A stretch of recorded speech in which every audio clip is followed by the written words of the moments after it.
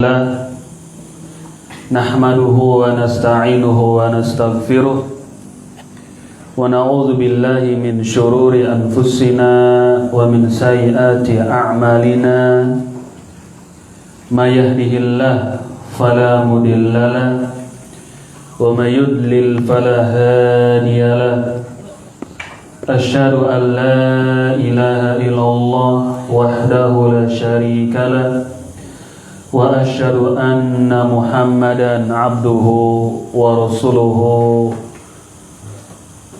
أما بعد فإن أصدق الحديث كتاب الله وخير الهدي هدي محمد صلى الله عليه وعلى آله وسلم وشر الأمور محدثاتها فإن كل محدثة بدعة وكل بدعة ضلالة وكل ضلالة في النار. Ma'asyiral muslimin, ayuhal ikhwah, jamaah sekalian yang saya muliakan, alhamdulillah kita kembali memuji Allah Azza wa Jal yang dengan rahmat dan karunia-Nya kita masih diberikan kesempatan untuk kembali menghadiri majelis al-ilm. Ikhwan sekalian, para jamaah dan santri-santri pondok pesantren Manarul Ilmi Manado, kita masih di dalam pembahasan akidah, pembahasan mengenai akidah ahlu sunnati wal jamaah yang disebutkan oleh Al-Imam Al-Barbahari, semoga Allah merahmatinya. Akidah ini yang disebutkan oleh Al-Imam Al-Barbahari rahimahullah mengenai wajibnya kita beriman tentang adanya mizan Yaumal Qiyamah, di hari kiamat, telah ditunjukkan oleh dalil-dalil baik dari Alkitab, As-Sunnah, baik dari Al-Quran dan juga Al-Hadis. Dan di Sabtu pekan yang lalu kita sedikit menjelaskan arti dari mizan, baik secara bahasa dan juga secara istilah. Man yadhkur minkum, ada yang bisa menyebutkan arti mizan secara bahasa dulu?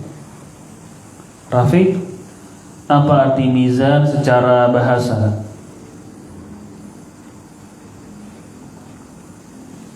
Mencatat kemarin? Rafiq? Mencatat?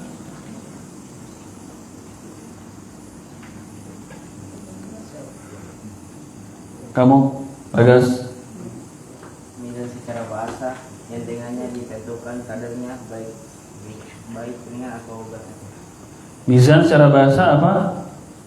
Yang dengannya ditentukan kadarnya Yang dengannya yakni sesuatu ditentukan kadarnya berat atau ringannya. Mungkin kalau bahasa Indonesia ya timbangan sudah. Yang dengan timbangan itu kita ketahuilah berapa berat suatu benda. Ya, berat atau ringan suatu benda kita bisa mengetahui dengan timbangan. Itu arti mizan secara logotan bahasa. Baik, tentunya para ulama menjelaskan arti mizan secara istilah. Apa arti mizan yang dimaksudkan oleh agama kita? Apa arti mizan secara istilah? Prasetyo ya? Pras. Arti mizan secara istilah yaitu mizan secara fikih, bisa dirasakan, memiliki dua neraca. Mizan adalah real, benar adanya dan dapat dirasakan. Dan dia akan diadakan nanti di hari kiamat. memiliki dua raja, yakni punya dua timbangan seperti ini. Dua apa? Timbangan neraca. Baik itu mizan. Kemudian di pekan yang lalu kita singgung juga, yaitu mengenai cabang dari pembahasan mizan. Ikhtalafal ulama, para ulama mereka berselisih tentang apa yang ditimbang di mizan nanti. Ada beberapa pendapat para ulama mengenai apa sih yang ditimbang di mizan itu. Ya, kita sebutkan di pekan yang lalu apa yang ditimbang di mizan itu. Pendapat yang pertama, sebagian para ulama mengatakan apa yang ditimbang? Amalan. Amalnya akan ditimbang. Itu menurut sebagian para ulama, mereka berpendapat amalnya lah yang akan ditimbang di mizan. Toib. Pendapat yang kedua, para ulama ada yang mengatakan buku catatan amal yang akan ditimbang di atas mizan. Menurut sebagian pendapat itu. Kemudian yang ketiga, apa? Pahalanya yang akan ditimbang di atas mizan. Kemudian yang keempat, orang yang beramal, yaitu manusianya lah yang akan ditimbang di atas mizan. Jadi ada yang mengatakan amalannya, ada yang mengatakan buku catatan, kemudian ada yang mengatakan pahalanya lah yang akan ditimbang. Ada juga yang berpendapat orangnya yang ditimbang. Dan kita sudah sebutkan hujjah dan sebagian dalil-dalil yang disebutkan para ulama tentang pendapat-pendapat tadi. Kemudian kita memilih yang lebih kuat adalah seluruhnya akan ditimbang, karena tidak ada pertentangan satu dan yang lainnya, sama saja. Jadi amalnya juga, pahalanya juga, orangnya juga, buku catatan kebaikan juga akan ditimbang. Baik. Kemudian kita kembali ke kitab, kita masuk ke dalam syarahnya ya, karena di pekan yang lalu kita sebutkan sedikit khilaf para ulama dalam furu'ul mizan, cabang dari iman kepada mizan ini. Adapun para ulama mereka sepakat mengimani akan adanya mizan, itu disepakati. Ini perkara yang prinsip, usul. Seluruhnya para ulama mereka beriman akan adanya mizan di hari kiamat kelak.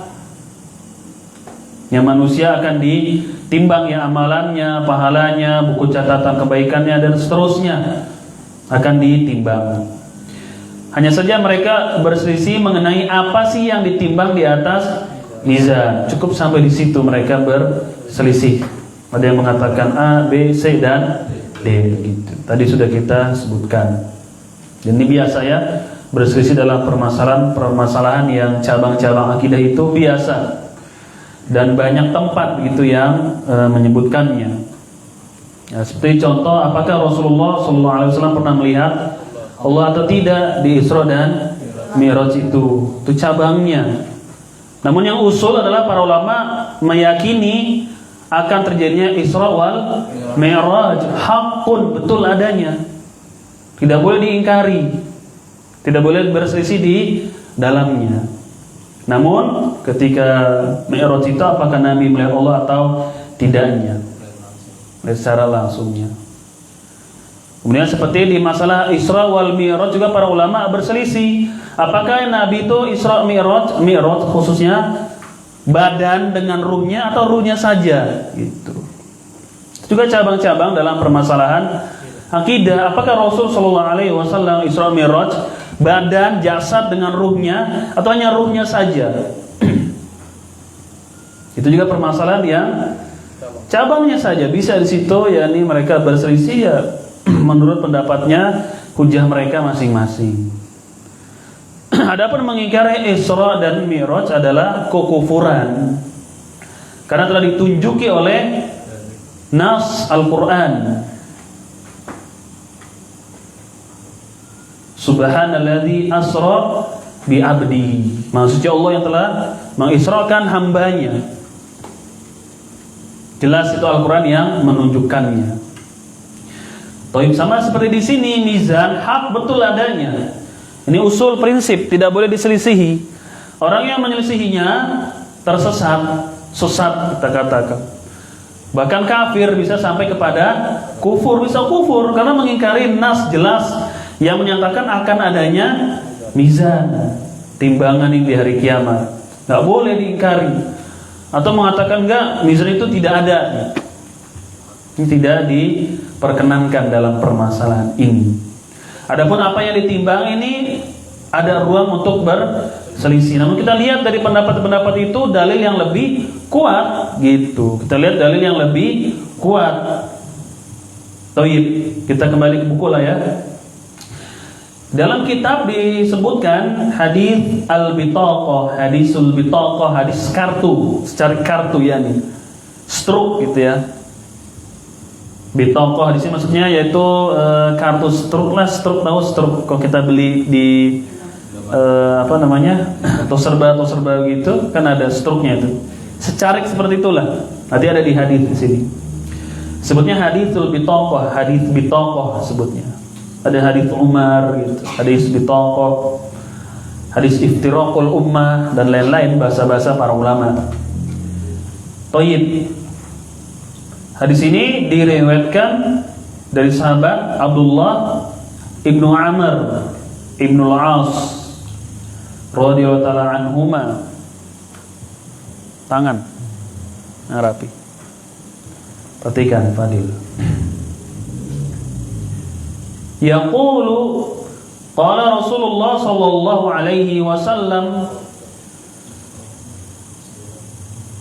Rasulullah sallallahu alaihi wasallam beliau bersabda, yusahu bi rajulin min ummati yaumal qiyamati ala ru'usil khalaiq fayunsharu lahu tis'atun wa tis'una sijillan kulla sijillin muddal qasar. Nabi yang mulia sallallahu alaihi wasallam beliau bersabda, akan dipanggil salah seorang dari umatku di hadapan seluruh manusia. Akan dipanggil, itu di persidangan nanti di mahsyar di hari kiamat kelak. Akan dipanggil salah seorang dari umatku nanti di hari kiamat di hadapan seluruh manusia. Banyak ya, manusia seluruhnya itu panggil. Fayunsharu lahu tis'atun wa tis'una sijillan. Maka ketika dia dipanggil menghadap Allah Azza wa Jalla di hadapan seluruh manusia, transparan di hadapan seluruh manusia kan banyak nih. Maka akan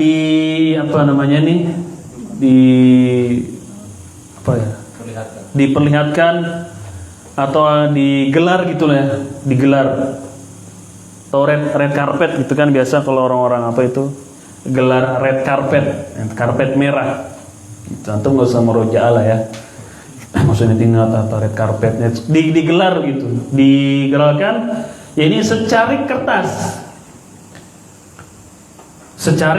inilah yang disebut sebagai hadis bitaqah, hadis tentang kartu gitu ya, secarik kertas. Fayunsharu lahu tis'atun wa tis'una sijillan, digelar dibukakan secarik kertas. Ada berapa? 99 lembaran gitu ya. Ini kertas gitu kayak stroke lah. Ada 99. 1, 2, 3 sampai berapa? 99 itu di dalamnya berisikan apa? Hah? Catatan amal keburukannya, Pak. Keburukan. Ada 99 gitu ya. Situ isinya adalah tentang keburukan orangnya tadi. Salah, itu kan banyak berarti 99. Wa kullu sijilin muddal basar, kata Nabi yang mulia alaihi salatu wassalam, kullu sijilin muddul basar. Secari kertas ini yang isinya adalah catatan keburukan. Satu aja dosa Pak kalau kita kerjakan kali 360 hari ya kan? Banyak nggak itu? Banyak. Itu kalau kita bisa satu hari mengirit satu dosa saja. Tapi kan nggak mungkin sehari satu dosa itu. Sulit. Bisa ngirit gitu dalam satu hari satu saja kesalahan. Itu berarti kalau 1 tahun ya kasarnya lah berapa? 360 ya. 60 berapa sih? Udah lama nggak sekolah. 365 dalam 1 tahun. Kan banyak itu kalau satu loh. Sulit lah satu hari satu itu.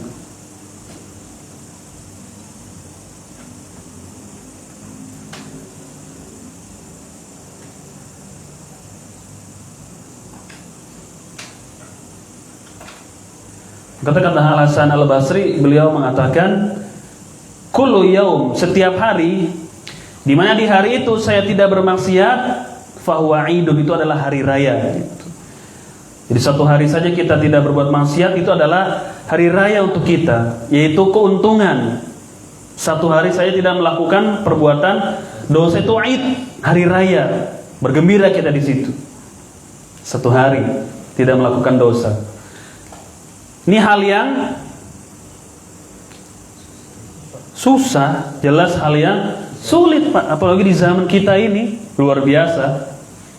Dorongan untuk melakukan kesalahan, dorongan untuk melakukan perbuatan dosa itu banyak sekali. Dari iri, hasad, dengki, suuzon dan lain-lain, banyak kita dosanya. Belum lagi kita melihat televisi, di situ ada ya macam-macam. Sekarang mungkin handphone, HP, banyak lah. Belum kita keluar rumah nih ya. Laki-laki kan semuanya akan keluar rumah pasti mereka. Ya bekerja, ngurus ini, ngurus itu, keluar gitu. Banyak tidak di luar itu faktor pendorong kita melakukan dosa itu banyak, kemaksiatan. Luar biasa. Anak muda apalagi nih, antum santri-santri, anak-anak muda, jangan sering turun-turun ke bawah. Ngapain turun-turun ke bawah? Bakar rumput sudah dibakar, selesai, jangan lagi turun. Banyak apa di bawah? Polusi. Banyak polusi di bawah itu. Polusi apa? Mata itu polusi. Banyak di bawah. Kan kalian di pondok saja tergoda seperti itu kan? Banyak dosa kita keluar itu banyak sekali. Makanya sering saya selentingan kepada keluarga, diet yang sesungguhnya adalah diet mengurangi dosa. Itu diet sesungguhnya. Oh diet ya. Diet itu kan mengatur pola kehidupan baik dalam makan dan yang lain. Itu diet sesungguhnya adalah mengurangi dosa itu. Mengurangi dosa itu diet sesungguhnya. Kita mau makan banyak, makan apa aja, yang penting halal boleh tidak? Boleh, makan sudah, nggak usah diet. Makan, mumpung masih ada hidup, makan. Ya kan Zaki? Itu diet yang sesungguhnya adalah ketika kita mengurangi dosa, itu diet sesungguhnya. Kasih tahu tuh istri di rumah, itu diet sesungguhnya, ngurangin dosa. Malam mau makan martabak, makan lu, makan dari situ udah, makan udah halal. Istri kita makan Pak, kita dapat pahala nggak? Dapat. Itu kalau satu istrinya. Gimana kalau 4? Istri kita makan dapat pahala tidak? Dapat pahala. Beliin makanan. Sesuap nasi itu yang kita sendokkan masuk ke dalam mulut istri kita, sodakoh dihitung sebagai sedekah. 1 sendok sesuap nasi ya. Kok istrinya gede, berani gendut, makannya banyak kan? Pahala nggak buat kita suami? Kok luar biasa pernikahan itu Pak. Untung saya Faisal belum nggak datang nih. Luar biasa pernikahan itu bergelimang dengan pahala, luar biasa. Dengan istri itu ladang pahala itu. Jangan diet makan sudah roti, makan roti, apalagi makan banyak-banyak. Diet yang sesungguhnya adalah Ini dosa. Kecuali kalau memang makan sudah menimbulkan penyakit ya, kita kurangin dikit lah ya. Gitu. Si makan Pak, nanti istrinya jangan pelit-pelit. Sama anak juga, sama udah beliin sudah. Karena kita sebagai suami sedekah itu, beliin baju, beliin. Ibu-ibu kan mahal bajunya tuh. Jubahnya apanya mahal, beli udah, nggak apa-apa. Yang lama diapain? Kasih kepada saudara, kirimin. Yang belum punya, atau punya teman yang nggak punya baju jubah-jubah syar'i, kasih mereka gitu. Beli, jangan jangan pelit gitu jadi laki-laki. Anak minta apa punya, beliin sudah, makan. Kasihan mereka. Dapat pahala tidak? Dapat pahala tuh. Santri ingat, catat tuh. Sesuap nasi nih kita berikan kepada istri kita, dihitung sebagai sedekah. Tuh, sesuap nasi kuning tuh. Bagaimana kalau dia makan sepiring? Bagaimana kalau dia nambah? Iya kan? Nambah. Badannya gede tuh, makan sudah. Biarin. Sedekah untuk kita. Luar biasa kan tuh Islam tuh. Jadi pernikahan tuh penuh dengan pahala Pak. Itu anak bapak nggak ikut panas dia. Besok kejadian akad. Penuh dengan apa? Penuh dengan pahala pernikahan itu. Bukan ya kalau kita pikir masalah ya jomblo atau nikah ada masalah nggak? Ada sama, pasti ada itu. Nggak mungkin. Hidup itu banyak masalah ya Pak ya. Jangan dicari tapi. Tapi kita kembali. Kenapa ke situ ya? Gara-gara apa itu? Dosa ya. Dosa. Sehari itu satu dosa saja ya mungkin bagi kita sulit lah. Kecuali orang-orang yang dirahmati oleh Allah Azza wa Jalla. Makanya ada pernyataan yang mengatakan hari ini harus lebih baik dari kemarin gitu. Besok harus lebih baik dari hari ini. Itu yang paling sulit mengamalkan, yang mengatakan itu Pak. Susah. Sekarang harus lebih baik dari kemarin gitu. Maksudnya lebih taat, lebih apa. Besok harus lebih baik daripada hari ini. Sulit nggak? Susah gitu. Bisa nggak Bapak melaksanakan seperti itu? Lama-kelamaan bisa jadi apa? Bisa jadi malaikat. Ini kan bahasa yang sering saya putar-putar terus. Lama-lama orang bisa jadi malaikat. Hari ini harus lebih baik dari kemarin. Besok harus lebih baik daripada hari ini. Terus aja kita begitu lama-lama jadi apa? Jadi malaikat Bapak. Padahal akidah kita al-imanu yazidu wa yanqus. Iman itu naik dan turun. Nggak bisa terus manteng. Naik dan turun gitu iman. Naik turun. Nggak ada langsung lebih baik. Lama-lama bisa jadi malaikat. Itu menyelisih akidah Ahlus Sunnah. Ahlus Sunnah mengatakan iman bisa naik, bisa turun. Ada kalanya hari ini lebih baik dari kemarin.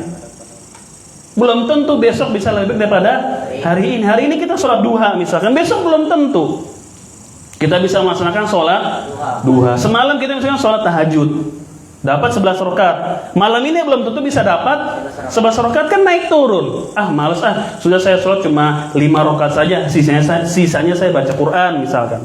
Sisanya saya tidur. Begitu kan keimanan. Jarang yang konstan, itu jarang. Dia naik turun, apalagi naik terus kan. Itu jarang naik turun. Yang istiqomah saja konstan ya. Apa sih namanya ini? Berkontinu gitu ya. Grafiknya begini aja terus. Itu susah Pak. Makanya amal yang disukai oleh Allah yang seperti itu, yang terus menerus begitu. Walaupun jumlahnya sedikit. Afdalul a'mali ilallah adwamuha wa in. Belum sampai ya? Saya udah ngajar hadis ya, lupa. Kata Nabi SAW, afdalul a'mali adwamuha wa in qalla. Sebaik-baik amal dan yang dicintai oleh Allah adalah terus menerus, walaupun sedikit. Itu yang lebih disukai. Hari ini kita baca Al-Quran 3 lembar, besok terus 3 lembar terus. Itu lebih disukai daripada hari ini khatam, besok khatam, besoknya khatam, besoknya enggak. Besoknya lagi seperempat, besoknya lagi setengah, besok lagi tidak, nanti khatam lagi tidak. Yang lebih disukai adalah yang konstan seperti tadi itu, terus. Seperti kalian tuh kalau menghafal dikasih 5 baris kan, begitu aja terus 5 baris aja sudah, terusin saja. Itu lebih baik daripada kita dapat 2 lembar, satu subuh dapat 2 lembar, tapi besok nggak setoran. Tapi besok 5 baris. Lebih baik kita sedikit tapi pasti. Kata orang slow but sure. Apa bahasanya?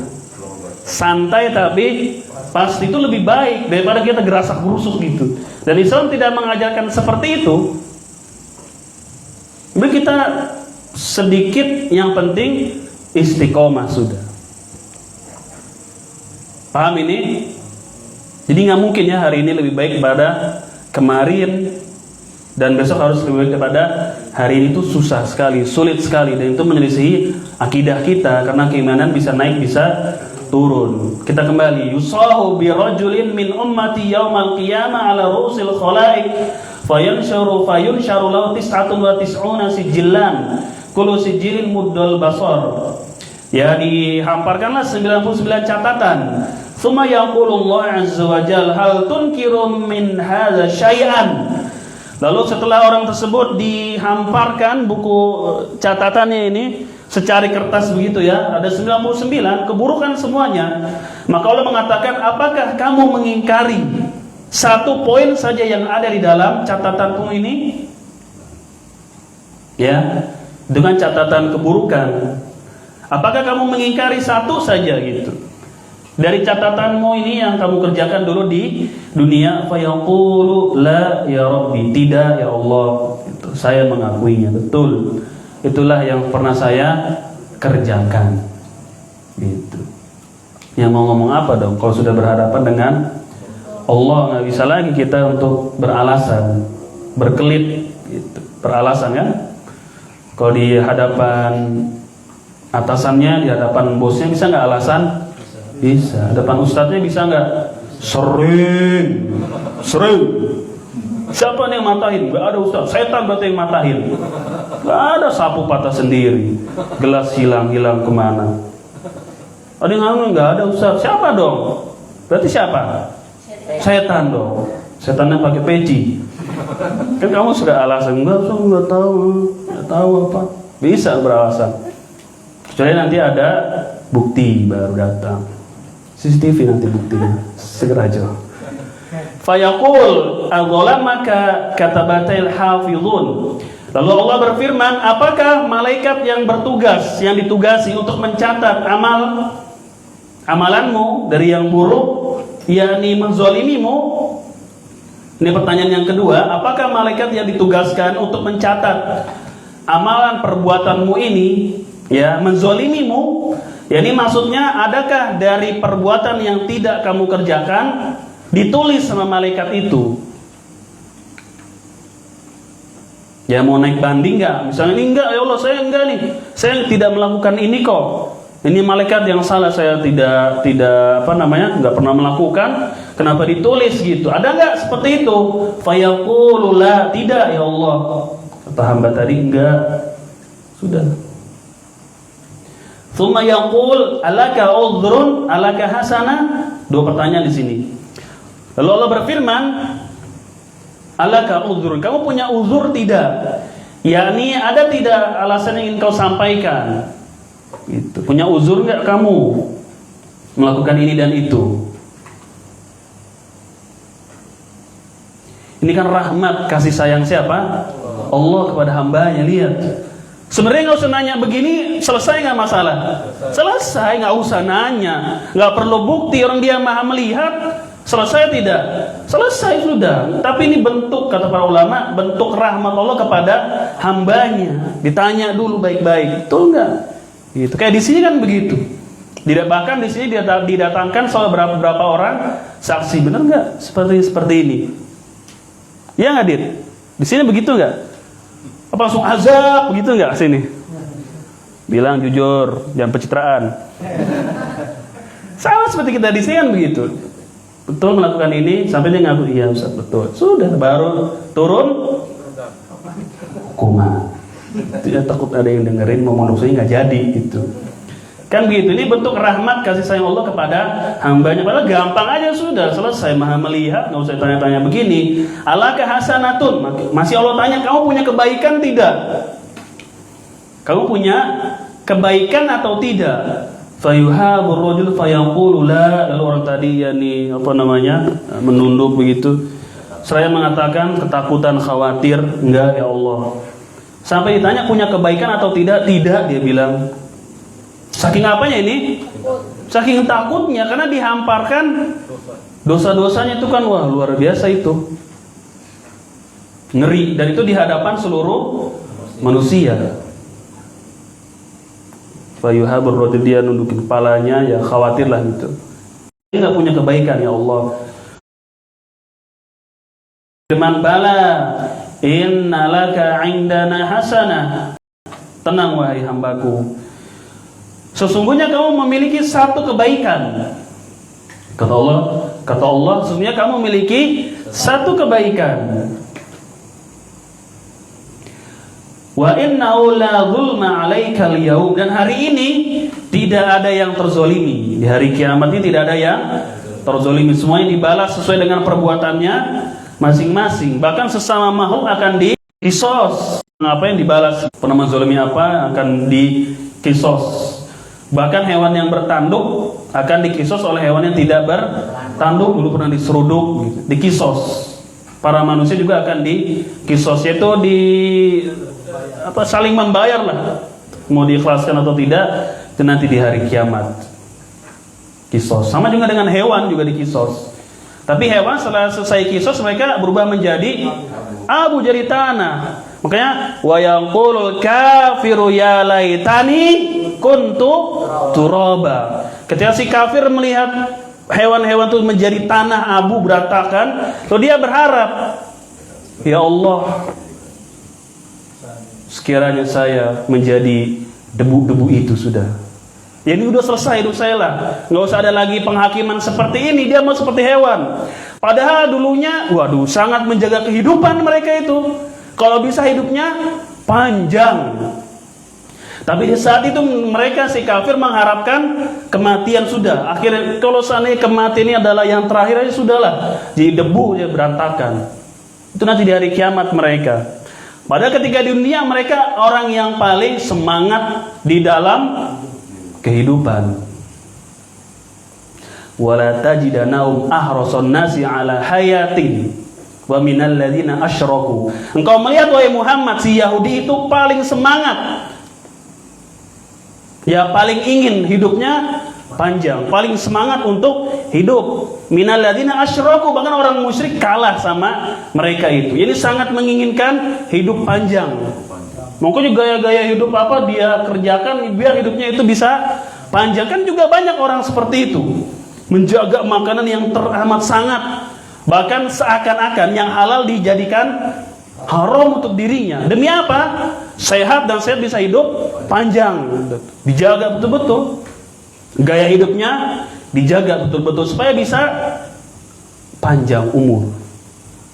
Dengan panjang umur mereka berpikir bisa bahagia, bisa menikmati kesuksesan dan seterusnya. Tapi di hari kiamat mereka menginginkan agar mereka mati saja sudah, seperti hewan-hewan itu, selesai, tidak ada urusan lagi, nggak ada surga dan neraka sudah. Namun ketika dunia mereka sangat bersemangat sekali menjaga kehidupan. Ada orang sampai begitu, sampai ditimbang-timbang, mau makan apa itu timbang, nasi apa timbang, supaya apa? Sehat. Kalau sehat bisa panjang hidupnya, panjang umur, walaupun bermaksiat dari hidupnya itu mah nggak dipikirin, yang penting hidup aja dulu. Mau dia kelabi, mau apa ya terserah, itu gaya hidup dia. Jadi maknanya mereka ketika dunia ingin sekali untuk panjang umur, tapi di hari kiamat mereka mengharapkan kematian. Mengharapkan kematian itu mereka. Toib. Alaka hasanah, punya kebaikan tidak? Tidak, dia bilang. Sesungguhnya kamu memiliki kebaikan di sisi kami. Tidak ada kezaliman pada hari ini. Fatukhraju lahu bitaqah. Nah, ini yang disebut sebagai hadis bitaqah. Asyhadu an la ilaha illallah wa anna Muhammadan abduhu wa rasuluh.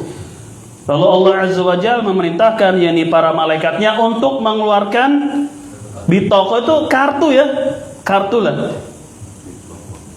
Ada apa? Ya kartu lah begitu ya, bukan kartu domino yang dilombain kemarin, bukan ya. Kartu gitu kan dilombain tuh kemarin domino.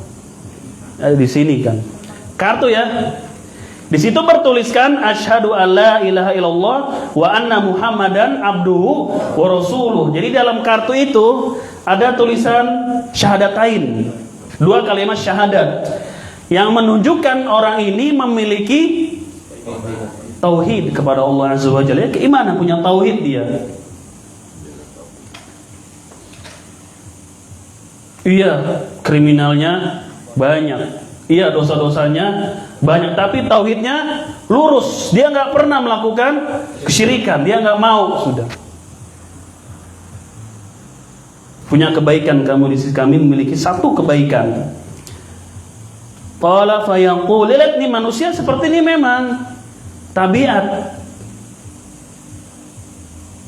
Oleh karena itu yang akan kita bacakan, akal tidak bisa dijadikan hujjah. Dia mengatakan, ya Rabbi, ma hadhil bitaqah, ma hadhil sijillat. Ya Allah, apalah arti satu kartu ini dibandingkan dengan 99 catatan keburukan saya? Ini kan mau ditimbang, Pak. Ini mau ditimbang di mizan. Hadis ini kan dijadikan dalil bahwasanya yang ditimbang adalah buku catatan amal. Ini orang ini memiliki 99 catatan keburukan, banyak kan 99, banyak. Dan satu kertas itu sejauh mata memandang. Batasnya berapa? Sejauh mata memandang, kan panjang itu. Kalau kita di ujung laut, kita lihat sampai mentok itu mata kita, seperti itulah catatan dia, isinya kriminal semua itu. Dosa-dosa kriminal maksudnya adalah dosa-dosa semua, ada 99. Ini ada secari kartu. Ya kan kita sebagai manusia memiliki akal, berpikir kalau ini timbang kartu yang secari ini dengan 99 catatan, itu pasti lebih berat 99 ini. Makanya mengatakan, fayaqul ya Rabbi ma hadhil bitaqah. Ya Allah, apalah artinya secari kertas ini, kartu ini? Ma hadhihi sijillat, dengan 99 catatan saya ini apa artinya lah? Apa bisa gitu mengimbangi? Mengimbangi saya sudah syukur ya kan. Jangan-jangan lebih berat yang buku catatan amalnya itu, secari kertas yang penuh dengan keburukan, pasti lebih berat dia berpikir. Fayaqul, Allah berfirman, lihat, innaka la tudlam. Tenang, kamu tidak akan dizalimi. Fatud'u sijillat fi kiffatin wal bitaqa fi kiffatin fatashatis sijillatu wa thaqulat al bitaqa. Lalu 99 catatan yang dari di kertas itu ditaruh di satu sisi timbangan, dan secari kartu yang bertuliskan apa, Ki?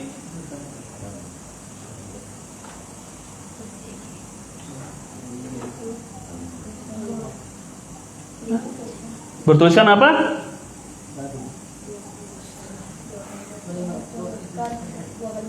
Bertuliskan 2 kalimat syahadat. Bagaimana 2 kalimat syahadat?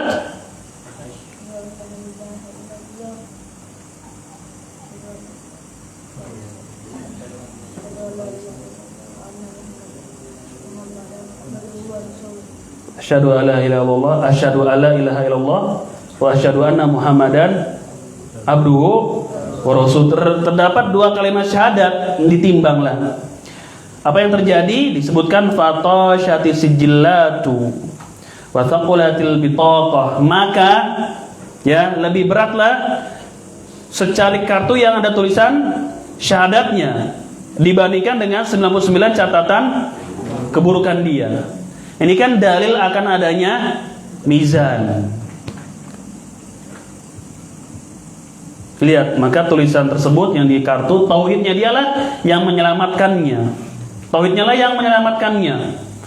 Tauhid, walaupun dia melakukan dosa-dosa yang sangat banyak sekali. Karena kita mengetahui innallaha la yaghfiru ay yushraka bih wa yaghfiru ma duna dzalika liman yasha. Sesungguhnya Allah tidak mengampuni dosa kesyirikan, dan Dia mau mengampuni dosa-dosa yang selain dari kesyirikan. Ini kan tauhidnya bagus dia, tapi dia orang yang mungkin terjatuh dalam perbuatan kemaksiatan. Dia tidak kuat untuk menahan syahwatnya, dia tidak kuat untuk menahan godaan syaitan. Akhirnya dia terjatuh kepada perbuatan-perbuatan kemaksiatan yang itu dosa. Tapi tauhidnya di sisi yang lain bagus. Dia tidak pernah melakukan kesyirikan, bahkan dia nggak mau melakukan kesyirikan. Ini kan keutamaan dari tauhid. Ini kan keutamaan dari tauhid seseorang. Ini keutamaan tauhid. Dimiliki tauhid yang bagus, akhirnya dosa-dosa yang lainnya diampuni oleh Allah Subhanahu wa taala. Diampuni dosa-dosa tadi yang 99 catatan keburukan, diampuni disebabkan tauhid yang ia miliki.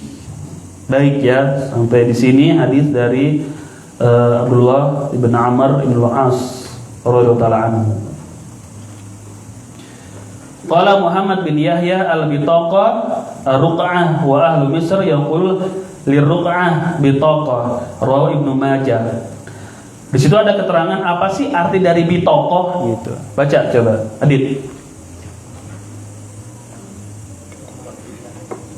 Muhammad bin Yahya berkata, Ya. itu dari sebuah lempengan. Penduduk Mesir biasa menyebut lempengan dengan bitaqah, kartu. Hadis ini diriwayatkan oleh Ibnu Majah. Jadi bitaqah apa disebut di situ? Kartu. Orang Mesir mengatakan itu Lempengan. ya lempengan, ya begitulah pokoknya lah, kartu ATM lah, model-model seperti itulah kartu. Hadis riwayat Ibnu Majah.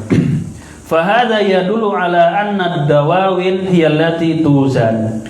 Dari hadis ini kata Syekh Ahmad Yahya An-Najmi rahimahullah, tidak dapat kita ambil kesimpulan bahwasanya yang akan ditimbang adalah buku catatan amal orang itu ya, yang akan ditimbang.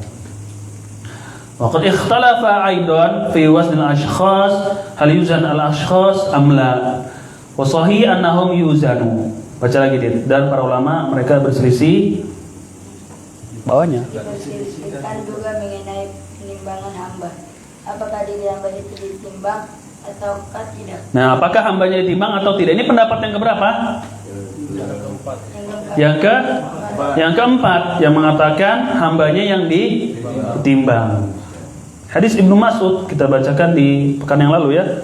Wa dalilu ala dzalik marahu Ahmad fi musnadih anna Nabiyya sallallahu alaihi wasallam wa ashabah kharaju yawman ila al-badiyah fartaqa Abdullah bin Mas'ud radhiyallahu anhu yajtanabi al-kubat faja'alu yanzuruna ila diqqati saqai wa yadhakun faqala Nabi sallallahu alaihi wasallam mimma tadhakun qalu ya Nabi Allah min diqqati saqai faqala walladhi nafsu biyadihi lahuma athqalu fil mizan min Uhudin, rawahu Ahmad. Dalilnya bahwasanya hamba juga akan ditimbang di mizan. Hadis Ahmad dalam musnadnya bahwasanya Rasulullah sallallahu alaihi wasallam bersama para sahabat beliau pernah suatu hari keluar ilal badiyah, di sebuah lembah gitu ya, sebuah tempat lembah gitu. Fartaqa Abdullah bin Mas'ud. Ya, tiba-tiba Abdullah bin Mas'ud yaitu lebih tinggi dari mereka, disebut dalam riwayat lain naik ke atas pohon gitu, naik. Intinya lebih tinggi dibandingkan para sahabat dan juga nabinya yang mulia sallallahu alaihi wasallam. Naik pohon gitu dah.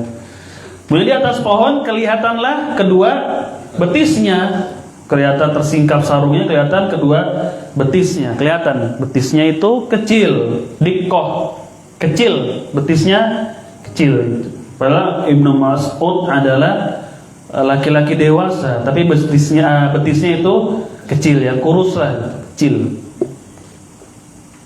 Di fisik para sahabat ya kurang lebih ya tidak ada besar-besar juga, biasa-biasa saja lah. Di antaranya ada yang kecil-kecil seperti ini.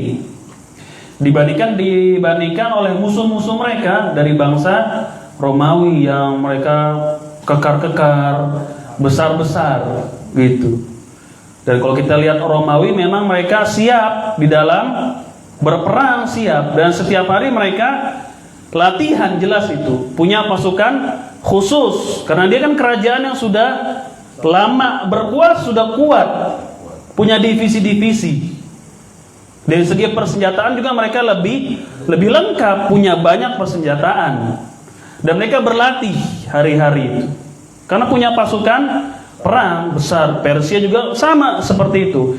Berbeda dengan para sahabat Rasulullah sallallahu alaihi wasallam. Banyak yang kelaparan nggak di antara mereka? Banyak para sahabat. Yang miskin-miskin ada tidak? Ada banyak sekali mereka. Dan pedangnya juga pedang-pedang yang seadanya sajalah.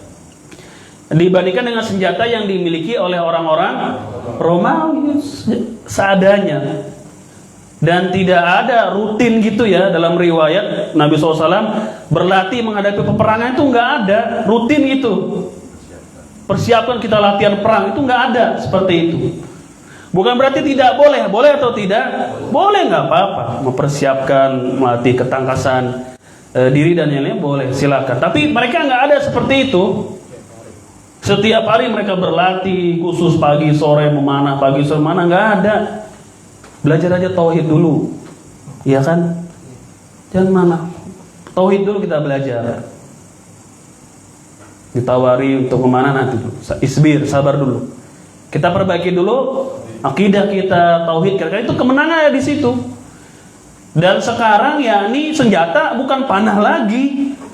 Sekalian kalau mau latihan nembak pakai pistol sekalian. Latihan di tempat-tempat yang memang sudah diizinkan, ada izinnya. Latihan sekalian kita latihan nembak saja sudah. Ngendarai helikopter sekalian latihan gitu. Tank boleh tidak? Boleh, bukan panah lagi sekarang. Nah, jadi jangan terlalu kita berlebihan. Akhirnya hari-hari cuma latihan naik kuda berpanah, naik kuda berpanah, naik kuda berpanah gitu. Paham? Tapi ikut demo, memberontak pada pemerintah, riba nggak apa-apa, darurat, nggak ada gunanya begitu. Coba, apa gunanya? Yang lihat kuburan disembah santai aja udah. Kita tidak boleh menyakiti perasaan kaum muslimin.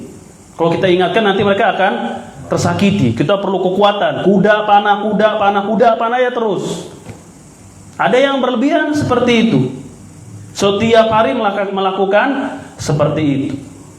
Ini para sahabat nggak ada yang setiap hari berlatih perang, itu nggak ada. Mereka dimenangkan bukan karena itu, karena apa? Tauhid yang ada, akidah yang kuat yang ada pada mereka itu. Bahkan turun bantuan nggak tanggung-tanggung.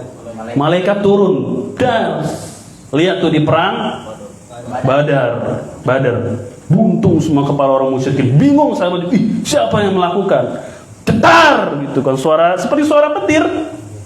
Tiba-tiba yang ngejar saya dari belakang kepalanya jatuh. Lihat, merinding nggak tuh dengarnya? Nggak pernah baca sih. Yoro Sableng aja sih dibaca tiap hari. Conan dibaca-bacain. Doraemon. Di dalam perang Badar kan begitu, dikejar-kejar, dar meledak, hancur kepalanya, berantakan, bingung. Siapa yang melakukannya mereka tidak mengetahui. Para sahabat heran, siapa yang melakukan? Nggak tahu. Tiba-tiba dikejar oleh para sahabat, buntung tengah jalan, dep, gitu lihat. Ajib nggak kalau orang sekarang itu tempat kejadian orang buntung sendiri disembah itu? Benar Pak.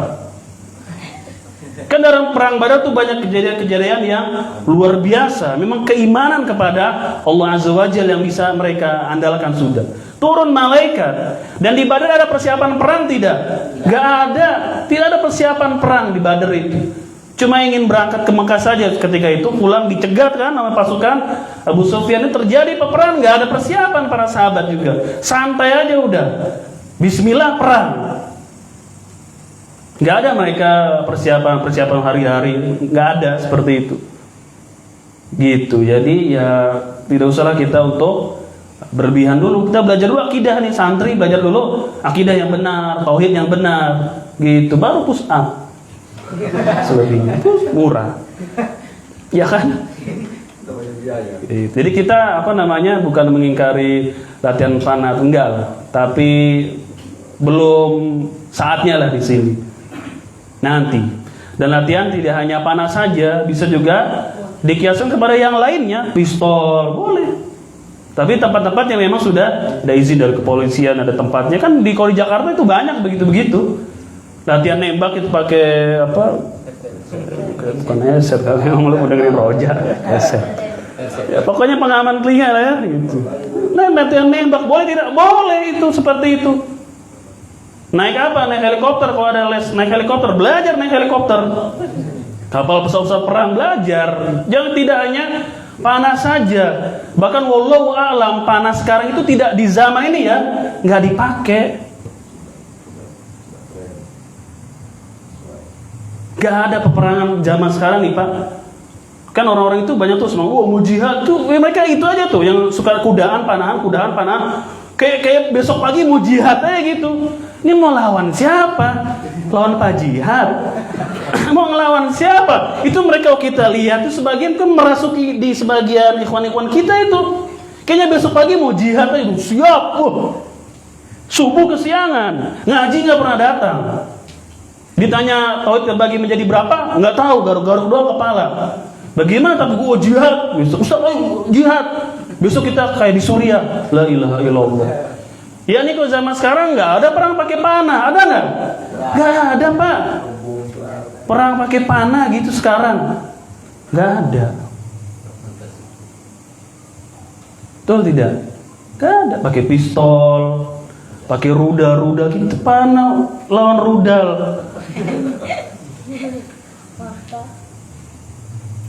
Paham nggak? Jadi persiapan di sini adalah persiapan secara umum. Dari fisik iya, tentunya keyakinan. Para sahabat kan lihat Ibnu Mas'ud apa? Ya nih kakinya kecil, bahkan diremehkan oleh sebagian sahabat di sini, diketawain, dimarahin. Ini kita lihat fisik mereka seperti itu. Ya nih ada orang banyak yang puasa, banyak yang menahan rasa haus lapar dalam perang itu mereka. Biasa nggak ada persiapan pedang-pedang, mereka juga pedang-pedang biasa seadanya. Nggak ada mereka disibukkan dengan latihan enggak. Apa yang mereka disibukkan dengan apa? Dengan ibadah dan ketaatan, dengan berdoanya Nabi yang mulia Sallallahu Alaihi Wasallam. Kita begitu kita melihat pada ini. Sampai kita olahraga fisik boleh atau tidak? Boleh, untuk kesehatan, untuk ketangkasan boleh. Tapi bukan hanya memanah gitu loh. Ada juga yang lain boleh. Berenang boleh tidak? Boleh, silakan. Apalagi nembak boleh? Boleh. Tidak hanya terfokus kepada panah. Seakan-akan kan mereka kayak besok pagi pengen jihad tuh banyak. Kalau lihat di YouTube apa, waduh, cadar-cadaran naik, di rumahnya nggak masak, durhaka sama suaminya itu. Anaknya ditinggalin, dititipin.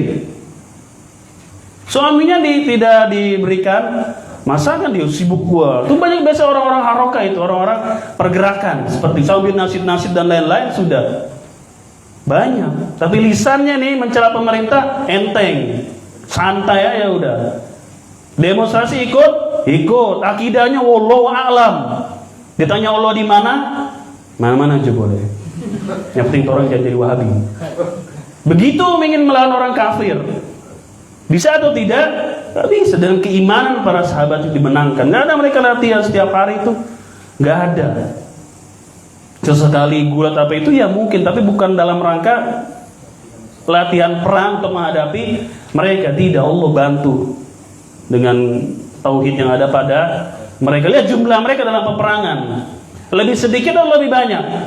Lebih sedikit seringnya. Lebih sedikit jumlah mereka. Secara matematika mereka habis kalah. Secara fisik kekuatan Romawi tahu sendiri sampai sekarang mungkin orang-orangnya kan gede-gede udah siap-siap. Kau cara kacirnya berantakan mereka itu. Ya kalau mau lihat ada itu buku sejarah peperangan para sahabat, di belakang itu ada, ini bisa dibaca itu, lihat bagaimana orang-orang kafir itu takut, terkencing-kencing kalau bahasa kita dalam menghadapi para sahabat nih kaum muslimin ketika itu. Jadi nggak ada mereka tuh siap-siap ini setiap hari disibukkan dengan hal-hal yang demikian, nggak ada. Sama santri juga, jangan dirasuki oleh hal-hal yang seperti itu. Belajar dulu, akidah dulu kita pelajari, tauhid kita pelajari, kita perbaiki keimanan kita sama-sama. Baru setelahnya push up, cukup ya, nggak usah sewa-sewa panah, cukup kita untuk push up dengan lempar rambutan. Cukup. Matoa. Toyib, sudahlah. Fayanzurun ila diqati saqai wa yadhakun. Lalu diketawain oleh sebagian sahabat. Faqala Nabi sallallahu alaihi wasallam, "Mimma tadhakun?" Mengapa kalian tertawa gitu? Kata Nabi bagaimana, Fadil? Mengapa kalian tertawa? Apa yang kalian bikin ketawa itu apa? Kata Nabi sallallahu alaihi wasallam, "Ya Nabi Allah, wahai Nabi Allah, min diqati saqai," dikarenakan kecilnya kedua betis Ibnu Mas'ud ini, kecil. Faqala walladhi nafsi biyadi lahuma athqalu fil mizan min Uhdin. Demi Allah, kata Rasul sallallahu alaihi wasallam, sesungguhnya kedua betis Ibnu Mas'ud itu lebih berat di timbangan mizan dibandingkan gunung Uhud. Kedua betis Ibnu Mas'ud di hari kiamat lebih berat di mizan dibandingkan gunung Uhud. Maka dari sini para ulama mereka sebagian berpendapat bahwasanya yang beramal juga itulah yang ditimbang gitu loh. Jadi yang beramal kitanya ini yang ditimbang. Karena betis Ibnu Mas'ud lebih berat dibandingkan gunung Uhud. Sebenarnya dikarenakan apa? Dikarenakan keimanan yang ada pada Ibnu Mas'ud ini. Rawahu Ahmad. Wa jaa fil hadits aidan an Abi Hurairah radhiyallahu ta'ala anhu an Rasulillah sallallahu alaihi wasallam qala innahu la ya'ti ar-rajul al-'azim as-samin yaumal qiyamah la yazinu 'inda Allah janaha ba'udah. Sesungguhnya akan datang di hari kiamat seseorang yang sangat gemuk gitu, sangat gendut, gemuk. Oh, salah tengok. Seorang di hari kiamat yang sangat gemuk, badannya gede gitu, besar, gemuk. La yazinu 'inda Allah janaha ba'udah, tapi berat badan orang tersebut tidak bisa mengalahkan sayap seekor nyamuk. Walaupun badannya besar, tapi tidak bisa mengalahkan sayap seekor nyamuk saja. Nggak lebih berat itu, masih lebih berat sayap seekor nyamuk. Berarti kan di sini ada petunjuk bahwasanya orang yang beramal juga akan ditimbang menurut sebagian ulama. Iqra'u, kata Nabi SAW, bacalah firman Allah surah Al-Kahfi, fala nuqimu lahum yaumal qiyamati wazna. Maka kami tidak akan menegakkan timbangan bagi orang-orang yang seperti ini di hari kiamat. Yani enteng lah, muttafaqun alaihi. Idzan fahadani nassani dalilani ala anna al-ajzama tuzanu kama tuzanul a'mal wa billahi taufiq. Dari dua hadis ini kita mengetahui bahwasanya orang yang beramal atau badan juga akan ditimbang nanti di hari kiamat di mizan. Hanya Allah lah yang bisa memberikan taufiq. Ada pertanyaan sampai di sini? Silakan. Silakan. Panah, Pak. Kan dipaparkan kan ada beberapa hadis yang akhirnya diambil kesimpulan yang mana nanti bisa kita ada yang orangnya ditimbang atau orangnya tahu. Tempat itu gimana kemarin jelas. Iya betul. Nah, terus yang mana yang paling logis? Iya. Wallahu alam, saya milih semuanya sih. Sebagaimana pendapat dari sebagian ulama, karena dalil-dalil ini tidak bertentangan gitu, bisa dipakai semuanya, tidak ada yang saling menafikan. Jadi semuanya dipakai, seperti berarti kesimpulannya amalnya ditimbang, buku catatan kebaikannya, keburukannya juga ditimbang, kemudian pahala-pahalanya akan ditimbang, termasuk orang yang beramal juga akan ditimbang. Wallahu a'lam. Itu yang dijelaskan oleh para ulama kita. Allah alam, kalau nggak salah juga salah satu pendapat Syekh Utsaimin, ya Allah alam, tapi saya agak ragu. Namun sebagian ulama mengatakan semuanya. ditimbang. Karena tidak bertentangan, kecuali menafikan gitu, bertentangan. Enggak, cuma ini yang ditimbang, tapi enggak, nasnya enggak seperti itu. Semuanya hanya menjelaskan, memaparkan. Wallahu a'lam. Ada pertanyaan yang lain? Ya.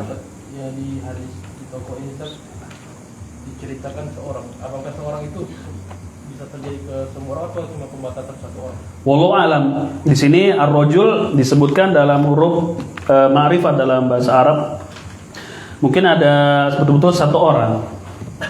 Karena dalam kaidah usul fikih ini ar-rajul itu ma'rifah bahasa Arabnya, yaitu tertuju kepada satu orang, akan kejadian kepada seorang. Namun dari hukum di sini tauhid tetap itu menyelamatkan seseorang dari dosa azab. Di dalam ayat disebutkan Allah yang mengampuni dosa selain kesyirikan. Makanya hadis ini dibawa oleh para ulama ingin menjelaskan keutamaan orang yang bertauhid. Walaupun dia memiliki dosa-dosa, walaupun dia memiliki kesalahan, tapi kalau tauhidnya bagus, semoga Allah akan mengampuni dosa-dosa orang tersebut disebabkan oleh tauhidnya. Namun para ulama juga menjelaskan bukan dari hadis ini kita bergantung dengan tauhid saja lalu kita melakukan seluruh perbuatan dosa-dosa. Tidak seperti itu dipahaminya. Karena kita tidak bisa menjamin apakah kita termasuk yang demikian atau tidaknya. Jadi tetap kita meninggalkan perbuatan dosa-dosa, menjauhkan perbuatan dosa-dosa sembari kita mempertahankan dan membaguskan tauhid kita. Jangan kita berandai, mengandalkan itu sudahlah. Oh enggak apa-apa, yang penting saya bertauhid, yang penting saya tidak syirik, yang penting saya tidak nyembah A, B, C, dan D. Riba saya insya Allah diampuni, mencuri saya insya Allah diampuni. Enggak, tidak boleh dipahami seperti itu. Tetap kita menghindari dan meninggalkan perbuatan dosa-dosa sembari memperbagus tauhid kita ini. Ya, karena tauhid adalah memang bisa disebut sebagai penghancur atau penghapus dosa-dosa yang lainnya kalau Allah ingin hendaki. Tapi kalau Allah ingin azab orang ini bisa tidak? Bisa diazab. Tapi dia memiliki tauhid, suatu saat akan naik ke dalam surga. Itu modal seorang. Tapi di kasus ini dia diampuni dosa-dosanya disebabkan oleh tauhidnya ini. Karena tauhidnya bagus. Ada pertanyaan yang lain? Ya Pak, silakan Pak. Assalamualaikum warahmatullahi wabarakatuh. Waalaikumsalam warahmatullahi wabarakatuh. Pak, siapa namanya Pak? Bambang Irawan. Pak? Pak Bambang Irawan. Bambang Iriawan. Pak Robi. Oh, berarti jamaah Jerusalem. Bagi anak-anak andal. Oh iya. Oh, Bapak ingat anak-anak? Oh ya Allah. Kenapa saya bahas panah? Bapaknya yang nawarin. Ya, silakan Pak. Pertanyaannya adalah berkaitan dengan mizan tadi. Bagaimana seorang yang banyak dosa di dunia kan mohon ampun lah. Iya, Pak. Ampun kepada Allah. Nah, itu diampuninya itu apakah ada nanti ditimbang nanti dosa-dosa dia yang telah diperbuat di dunia, apakah masih sudah terhapus atau masih ada catatan-catatan amal dia? Iya, iya. Sehingga nanti dia bisa menghambat dia ke surga atau apa gitu. Ya. Kan ada yang amalan jariah, dosa jariah dan amal jariah. Nah, Betul. itu dia melakukan dosa yang jariah umumnya, tapi dia udah bertobat lah. Kemudian ditimbang nanti dia menyudah itu, apakah catatan hilang atau ada atau bagaimana? Ya, walau alam dijelaskan masalah seperti ini, catatan itu tetap ada. Tapi kadar dari dosa itu bisa Allah ampuni. Gitu. Karena taubat itu seperti orang yang tidak melakukan apa-apa. Jadi taubat itu seperti orang yang tidak melakukan kesalahan. Taubat dari perbuatan dosa seakan-akan kita tidak melakukan dosa tersebut. Selama taubatnya itu taubatan nasuha, betul. Tapi catatan tetap dia ada. Nggak dihitung ya? Kenapa? Nggak dihitung kan? Ya kan kalau yang diampuni itu. Taubat-taubat itu akan mengampuni dosa-dosa yang dia kerjakan. Atau dari, kan dosa-dosa itu bisa gugur dengan rasa sakit, rasa cemas, musibah, kemudian dengan amalan-amalan pelebur dosa, sedekah, sholat Jumat, dari satu Jumat ke Jumat. Yang lain itu amalan-amalan pelebur dosa itu. Seperti apa lagi? Banyak lagi pelebur-pelebur dosa. Setelah makan baca alhamdulillahilladzi at'amani hadza wa razaqani. Itu kan pelebur dosa-dosa. Tapi dosa yang besar harus disertai dengan taubat. Seperti itu. Kalau syirik tadi katanya diampunkan, tapi tetap dia masuk neraka dulu. baru dibersihkan. Dosa kesyirikan dia tidak diampuni oleh Allah. Dibalik. Dia melakukan dosa maksiat tapi dia tauhid. Nah, kemudian apakah dia tetap masuk dulu di neraka, kemudian dicuci katanya, baru nanti masuk surga gitu atau gimana? Iya. Maksudnya ini orang berbuat dosa tapi memiliki tauhid. Itu. Apakah dia diazab dulu lalu masuk ke surga? Taib, masalah seperti ini sudah dibahas mungkin di poin-poin sebelumnya Pak ya, karena mungkin Bapak baru hadir, tentang pandangan Ahlus Sunnah terhadap para pelaku dosa besar. Jadi dosa selain kesyirikan tidak diampuni oleh Allah. Dosa selain kesyirikan, dosa kesyirikan tidak diampuni oleh Allah. Adapun dosa-dosa selain dari kesyirikan bisa diampuni, bisa tidak. Si muslim melakukan mencuri, membunuh, apalagi minum khamar, itu kan dosa besar. Itu di hari kiamat bisa Allah ampuni, bisa tidak. Kalau tidak diampuni maka muslim tersebut akan diazab di dalam neraka. Namun karena dia muslim masih memiliki tauhid, suatu saat dia akan masuk ke dalam surga.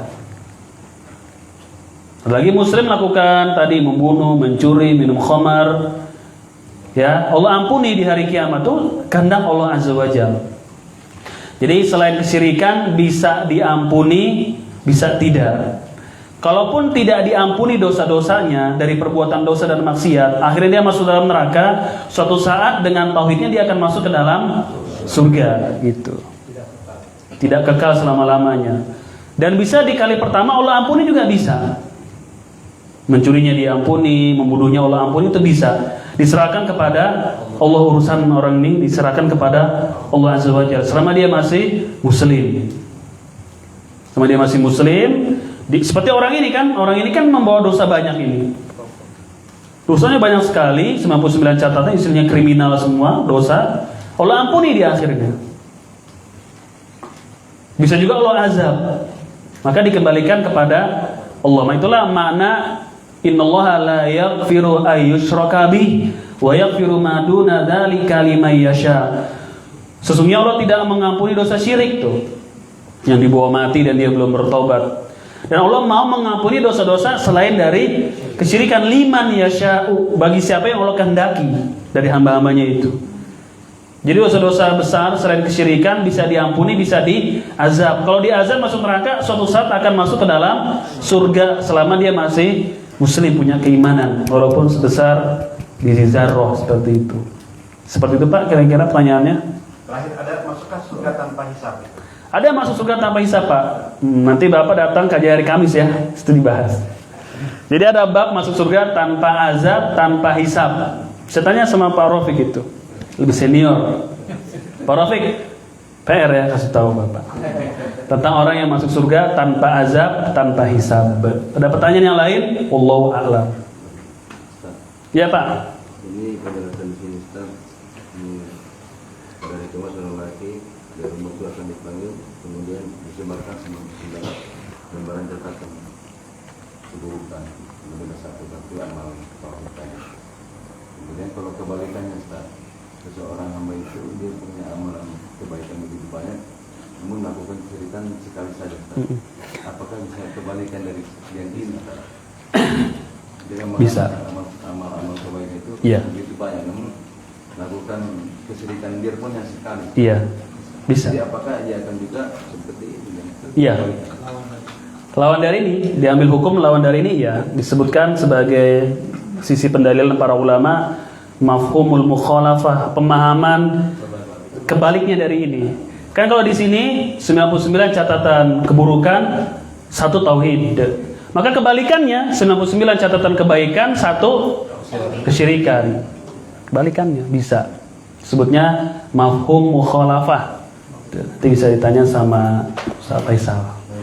Pelajaran fikih itu, mafhum mukhalafah. Jadi dalil-dalil para ulama ada yang mantuk, ini mantuk sesuai dengan dalil gitu. Yang yang langsung dipahami, ini mantukun namanya.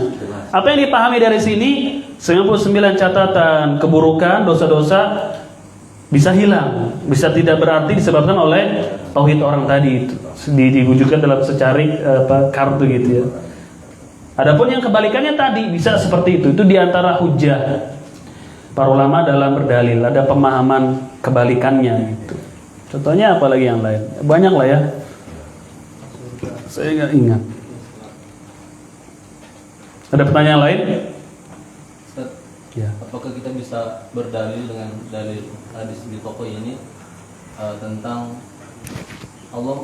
Allah yang punya kuasa untuk mengampuni dosa-dosa orang tanpa harus memasukkan dia ke neraka? Iya. Kan hak Allah, Ustaz. Iya. Orang melakukan dosa besar. Iya. Hak Allah apakah mengampuni dia atau kemudian mengazab dia, kemudian nanti dikeluarkan. Yang penting kan ada keimanan. Keimanan. Apakah kemudian dalil ini bisa kita juga gunakan untuk mengatakan bahwa hak Allah untuk tidak menyiksa dia gitu, karena dia punya kartu di toko tanpa dimasukkan ke neraka karena di toko tadi, Ustaz. Iya. Kesimpulan yang antum sebutkan, wallahu alam, saya belum nemu keterangan dari para ulama tentang bahwasanya dari dalil ini bisa diambil kesimpulan hak Allah untuk mengampuni hambanya. Tapi saya belum dapat faedah yang seperti itu, ya mungkin ada karena keterbatasan saya dalam membahas, membaca dan lainnya. Tapi memang zahirnya ya memang hak Allah Azza wa Jalla gitu, mengampuni bagi siapa saja yang Allah kehendaki, baik dari hadis ini atau dari dalil-dalil yang lainnya. Tapi kan ditanyakan apakah dari hadis ini bisa diambil kesimpulan, wallahu alam. Saya belum dapati ulama yang mengatakan seperti itu.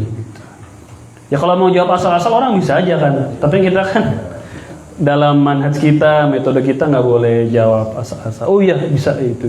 Buktinya mana? Insya Allah kan nggak bisa begitu kita jawab. Tapi yang zahir memang seperti itu, hak Allah untuk mengampuni siapa saja yang berhak diazab dan berhak diampuni orang tersebut. Allahu a'lam. Ada pertanyaan yang lain? Santri Bagas, ada pertanyaan?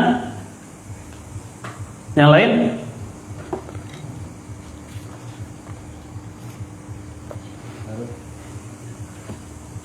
Selesai ini bab tentang mizan. Sebelumnya tentang apa? Tentang ru'yah, melihat Allah di hari kiamat. Thayyib. Ini sebelumnya apalagi tentang nama-nama dan sifat bagi Allah Azza wa Jalla. Kita sedikit flashback. Kemudian apa lagi? Tidak ada di dalam sunnah qiyas. Kemudian apalagi sebab-sebab penyimpangan atau bagaimana orang itu bisa tersesat ya. Itu kemudian tahdzir minal bid'ah, bahaya dari kebid'ahan kecil dan besarnya. Peringatan keras bagi orang yang meninggalkan sunnah dan melakukan bid'ah. Jadi di awal dibuka tentang sunnah dan bid'ah. Kemudian tentang as-sawadul a'zam, orang-orang yang berada di atas kebenaran, dijelaskan ciri-cirinya oleh Al-Imam Al-Barbahari rahimahullah. Kemudian tentang apa lagi? Tentang manhaj para sahabat di dalam berakidah dan beragama. Kemudian apa lagi yang sudah kita bahas sedikit?